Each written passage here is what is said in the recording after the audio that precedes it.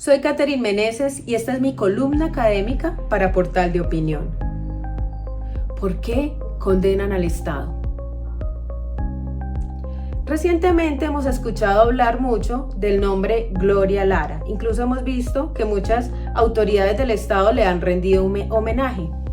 Pero también hemos escuchado nombres como Jesús María Valle y también quizás hemos tenido la posibilidad de escuchar casos como la masacre Pueblo Bello, como la masacre Santo Domingo, como la masacre del Aro, en donde el Estado colombiano ha sido sancionado y responsabilizado internacionalmente. Y quizás cuando pensamos en esas víctimas, en los pormenores de los hechos, en cómo ocurrieron esas circunstancias, lleguemos a considerar que sí, que el Estado debía haber sido sancionado, porque finalmente, como sociedad, siempre queremos tener un responsable. Sin embargo, lo que debemos preguntarnos es, ¿por qué sancionaron al Estado colombiano si finalmente esos hechos fueron perpetrados por terceras personas? Y para responder ese interrogante, los quiero remontar a la historia. Los quiero llevar a ese momento histórico muchísimo antes de la Declaración de los Derechos del Hombre.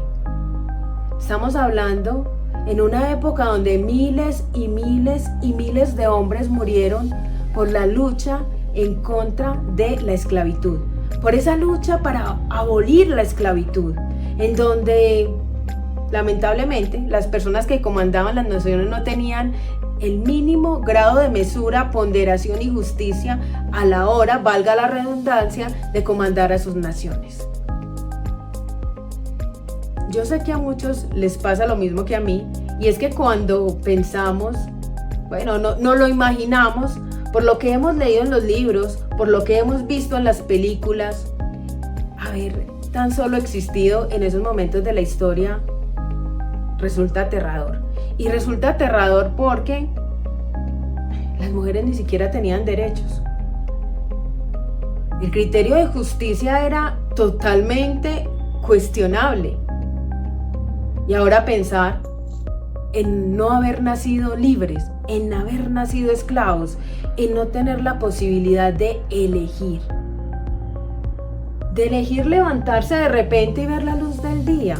De elegir levantarse de repente y caminar y simplemente sentir que el aire golpea la tez de nuestras mejillas. Es aterrador pensar que todas nuestras decisiones y nuestro libre albedrío es totalmente nulo, que estamos totalmente a merced de lo que nos diga el amo, porque así se vivía en esa época. O sea, eran personas que no eran reconocidas como un ser en sí mismo, sino como una cosa. ¿Y qué tal? Que no sé, por mera sospecha, nuestros cuellos resulten degollados en la plaza pública, en donde la comunidad se reunía por morbo y por la simple sospecha de pensar que cometimos un crimen sin el grado de judicialización que hoy en día tenemos y nos degollen la cabeza. Eso resulta totalmente aterrador. Pero yo les cuento esta historia es para que ustedes entiendan la importancia de los avances de la humanidad. Definitivamente pensar en esa época y ver todas las películas y todos los libros que se han escrito es espeluznante. Pero eso tenía que acabar. Y efectivamente acabó. Les cuento que en 1969 los líderes, por decirlo así, de los estados se reunieron una vez claramente abolieron la esclavitud, una vez pasaron miles y miles de sucesos y dijeron, ya que logramos abolir la esclavitud, ya que logramos entender que los seres humanos son un fin en sí mismo y no una cosa y tienen derechos, y entonces tenemos que respetar los derechos del otro, así como esperamos que nos respeten los nuestros. ¿Qué vamos a hacer para no volver a retroceder a esa época atrás y garantizarle a nuestros ciudadanos, porque claro, ya nos llamábamos ciudadanos, garantizarle a nuestros ciudadanos que efectivamente como Estado no seremos arbitrarios, que vamos a respetar unos derechos mínimos. Y en 1969, como les decía, pasaron muchas cosas, pero en 1969 nace a la luz un documento que se llama la Convención Americana de Derechos Humanos.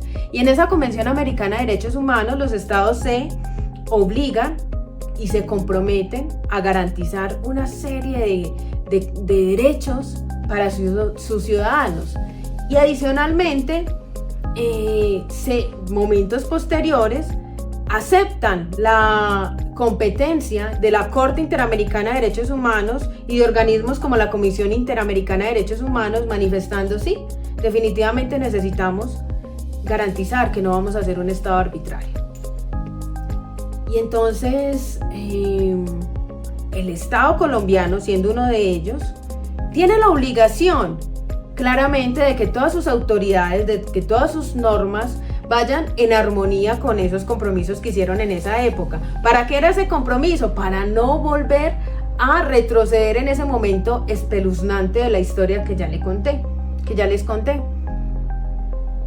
Entonces, cuando pensamos en los casos como el de Gloria Lara, en los casos de Jesús María Valle, en los casos de las masacres que ya les mencioné, claro, reflexionamos sobre por qué el Estado es condenado. Y es condenado cuando actúa por acción, cuando actúa por omisión, cuando actúa por aquiescencia. Porque es que cuando nosotros hacemos parte de un Estado, el Estado tiene la obligación de protegernos y el Estado tiene la obligación de garantizar nuestra seguridad y tiene la obligación de investigar y tiene la obligación de responsabilizar a valga la redundancia, a los responsables de actos o crímenes atroces. Es por eso que el Estado en muchas ocasiones, les voy a dar una aproximadamente en el Sistema Interamericano de Derechos Humanos hay 22 casos donde se está investigando la responsabilidad internacional del Estado. ¿Y por qué debemos asumir esa responsabilidad? Pues justamente para evitar volver a un Estado arbitrario. Es por esto, para las personas que nacimos sin memoria, y que esa falta de memoria, de no haber nacido en esos momentos de la historia,